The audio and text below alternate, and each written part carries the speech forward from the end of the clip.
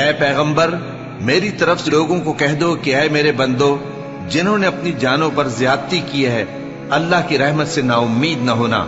اللہ تو سب گناہوں کو بخش دیتا ہے، بے شک وہی تو ہے بڑا بخشنے والا، بڑا مہربان۔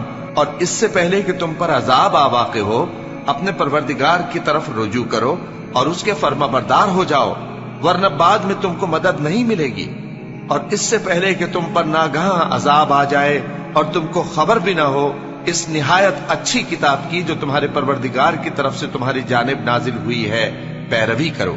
ایسا نہ ہو کہ اس وقت کوئی شخص کہنے لگے کہ ہائے اس کوتاہی پر افسوس ہے جو میں نے اللہ کا حق ماننے میں کی، اور میں تو ہنسی ہی کرتا رہا۔ یا یہ کہنے لگے کہ اگر اللہ مجھ کو ہدایت دیتا تو میں بھی پرہیزگاروں میں ہوتا۔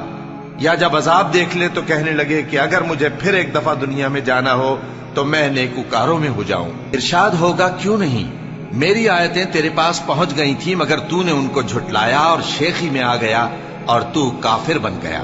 اور اے مخاطب، جن لوگوں نے اللہ پر جھوٹ بولا، تم قیامت کے دن دیکھو گے کہ ان کے چہرے سیاہ ہو رہے ہوں گے۔